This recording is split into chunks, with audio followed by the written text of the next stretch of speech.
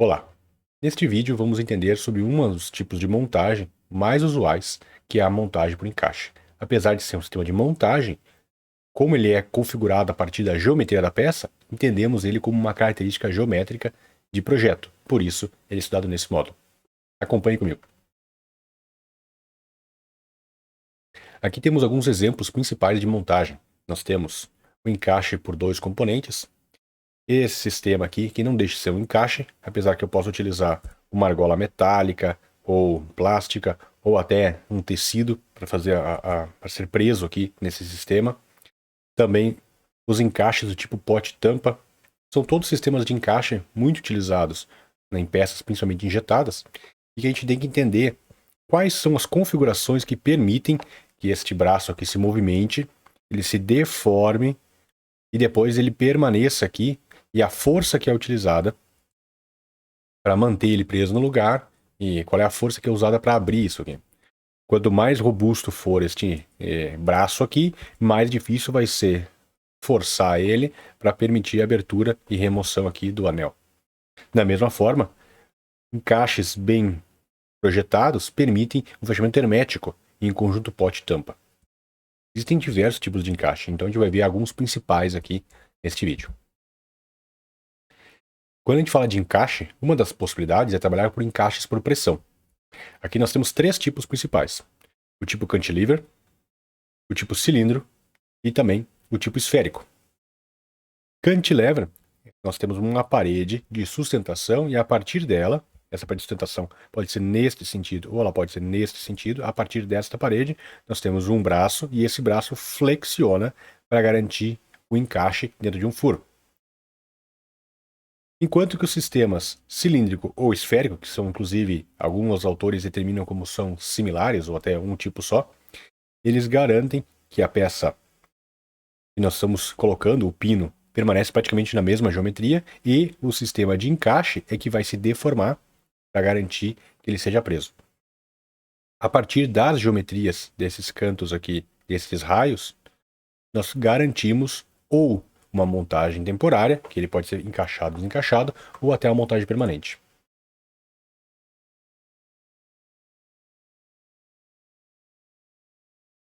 O que nós sempre avaliamos em termos de encaixe é o que é chamado de interferência. A interferência é quanto que esse componente precisa se deslocar, ou este componente precisa expandir para garantir uma montagem.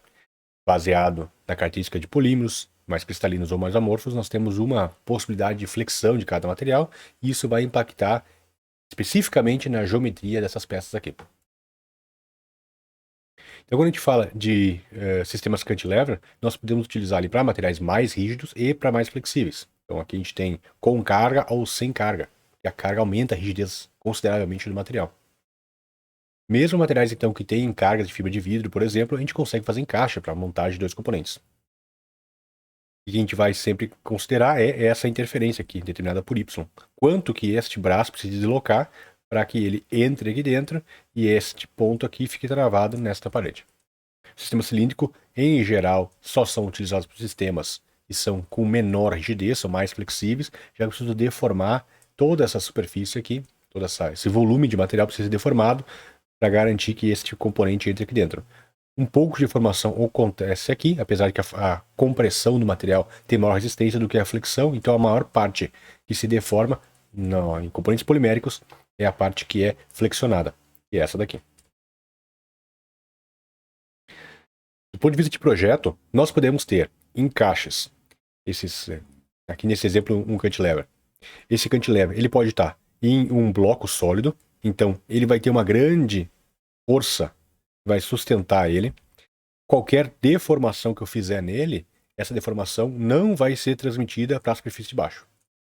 Em compensação, se eu tiver isso em uma superfície fina, se eu fizer a deformação desse componente, eu tenho parte dessa deformação sendo transmitida e a parede de baixo também deformando junto com o meu encaixe.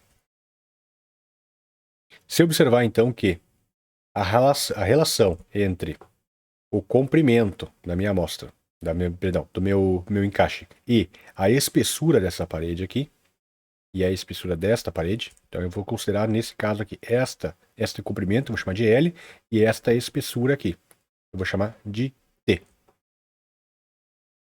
Quanto mais comprido for, mais fácil deformar. Eu tenho uma haste mais longa, eu tenho maior área para fazer essa deformação. Quanto mais espesso, mais difícil. Eu vou fazer uma relação entre L por T e eu vou encontrar esse valor aqui embaixo, a relação LT.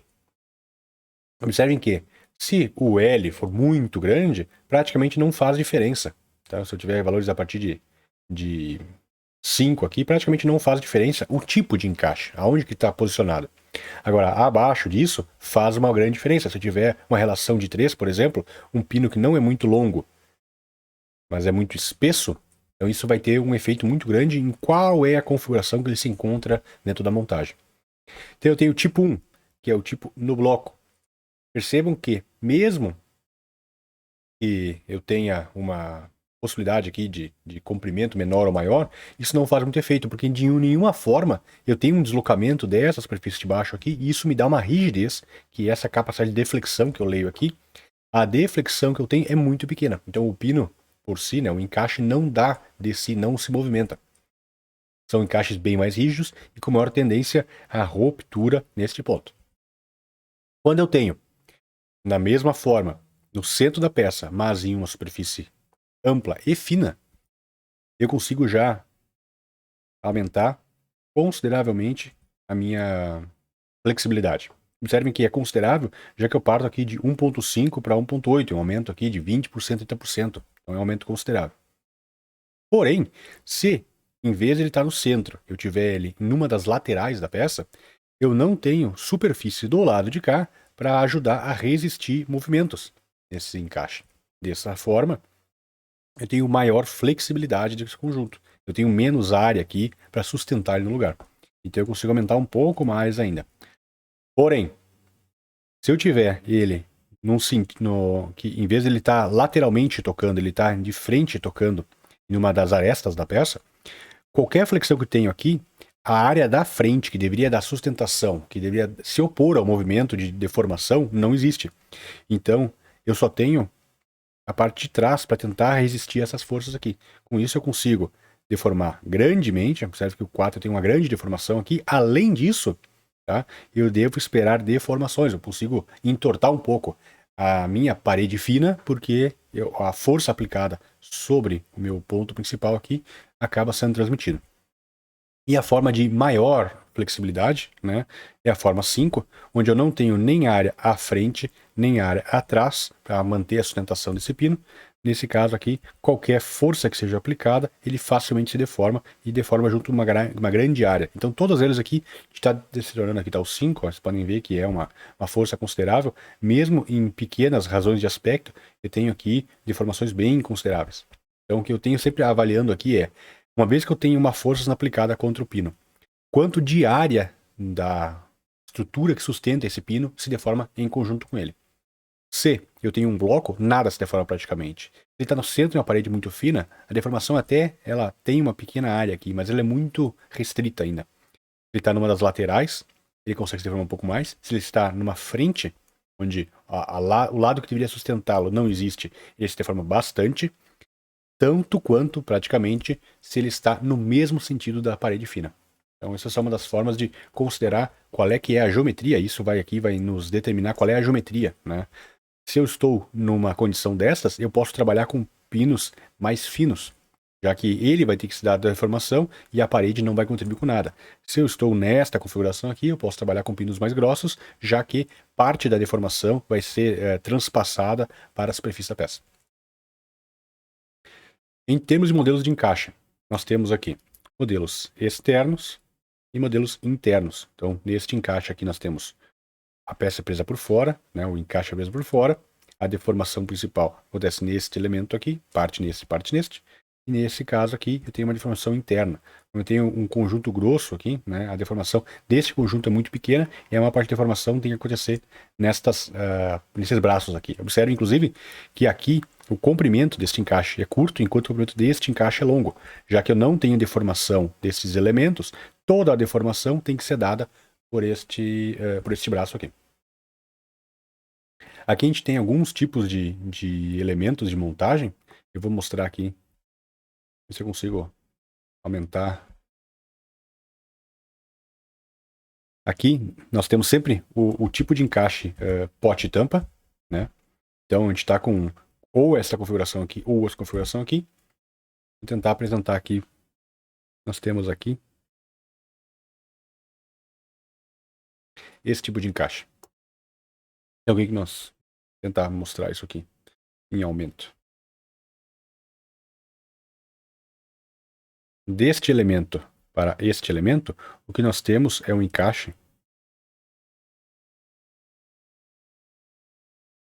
com esta configuração aqui. Então eu tenho uma haste para levantar ele, e eu tenho uma parte de um pino aqui, alguma coisa que vai garantir que esta peça não se solte, né, desta peça. Então eu vou ter uma área de lift, de levantamento. Eu preciso levantar, desencaixar esse pino aqui. A gente observa nessa imagem aqui está o pino. A gente precisa levantar esse pino para garantir que a tampa se solte do pote. O segundo tipo é um tipo semelhante a este aqui. Então, neste caso aqui, eu tenho um ponto para apertar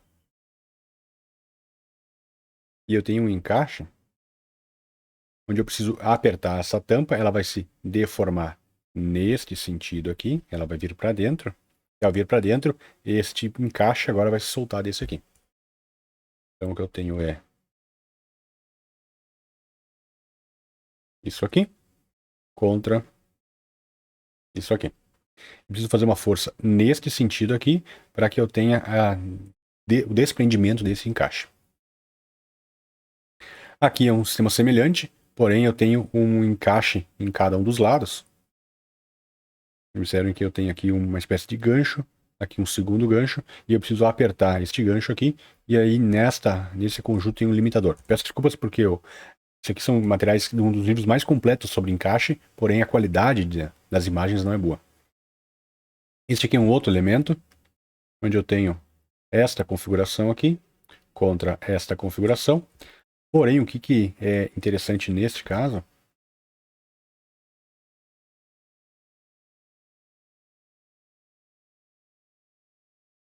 é que eu tenho um ângulo facilitador de desmontagem. Então, é uma forma de encaixar que eu tenho facilidade de desencaixar. Então, eu aumento a minha capacidade de liberação aqui, a força necessária para soltar é menor. Cada um desses vai ter uma força associada. Eles podem ser mais rígidos ou mais flexíveis. Eles podem garantir mais força ou menos força de encaixe. Pode garantir um fechamento mais resistente ou menos resistente, por exemplo, a uma tração, puxamento, a uma abertura. Este caso aqui é o caso de fricção, onde eu tenho basicamente uma tampa com alguma textura e eu tenho o pote igualmente com alguma textura. E só pela fricção entre as texturas é que vai me garantir o fechamento.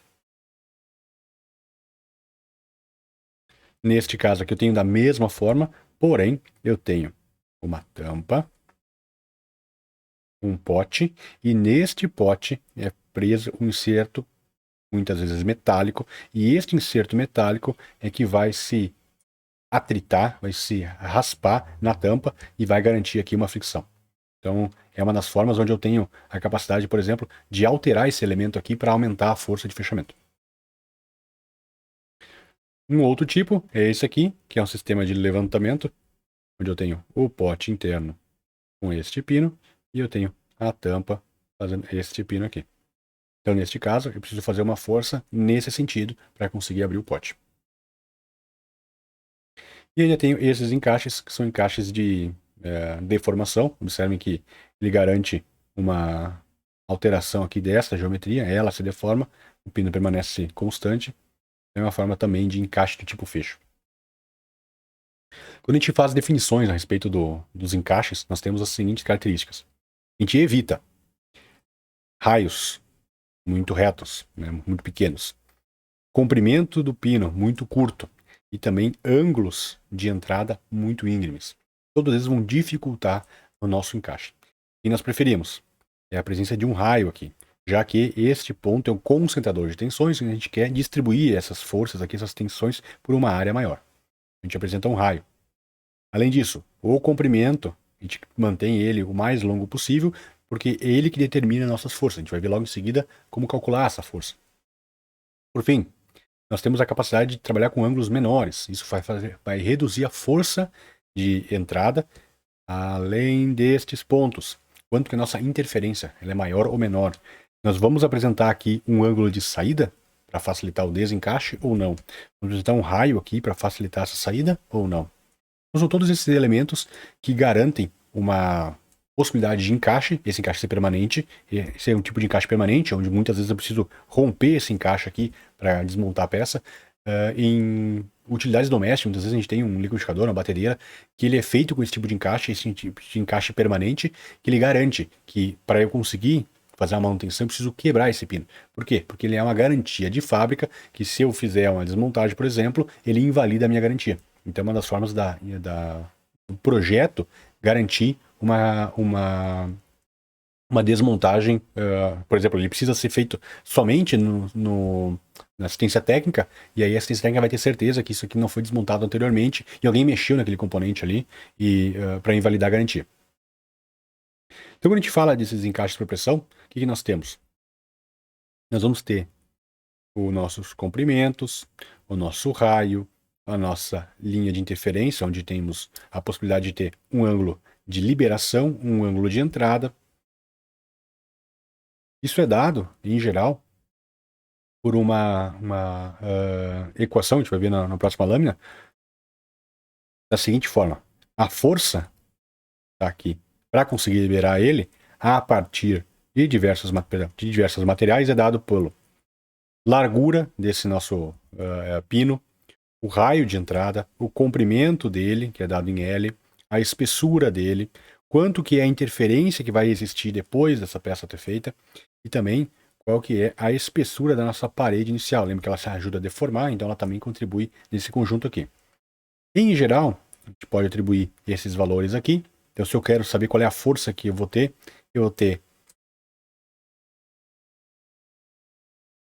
a nossa largura vezes a espessura ao quadrado. Vejo que a espessura faz uma grande diferença nesse conjunto aqui. Vezes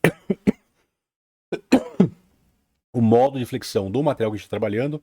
A gente vai trabalhar com um material, por exemplo, de polietileno de alta densidade, é 1.2, então ele é relativamente flexível. Quando eu trabalhar com poliestireno, ele trabalha com 3, então ele é bem mais rígido. Então isso aqui contribui para o nosso conjunto e também qual que é a nossa capacidade de deformação. A gente tem uma capacidade de deformação que é dado por esses valores aqui. Esses aqui são valores tabelados, mas a gente pode até medir esses valores aqui e ter uma noção melhor do nosso valor específico. Aqui, no caso de elementos de montagem com fricção, nós temos o coeficiente de atrito. Então, a gente vai ver, por exemplo, que o nylon tem coeficiente de atrito muito baixo, então ele é fácil.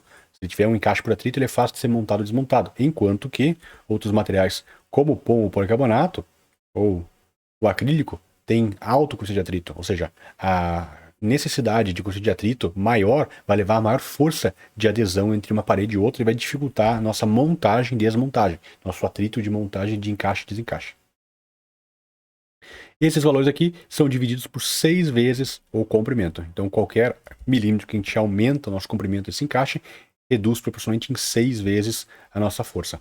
Então, por isso que a partir desta equação aqui, a gente consegue achar especificamente qual é a força de encaixe. E vai garantir se este encaixe é permanente, se essa força for maior do que a resistência nesta área aqui, eu vou ter que quebrar para conseguir romper este encaixe, ou então, se ela for baixa, se essas forças forem baixas aqui, eu consigo deformar ele sem romper. Este raio aqui vai contribuir para fortalecer esse conjunto. Observe que ele está numa das configurações que a gente viu lá nos tipos principais de configuração, apesar de que esta lógica vale para todos. Certo? Espero que tenham compreendido. Nos vemos no próximo vídeo.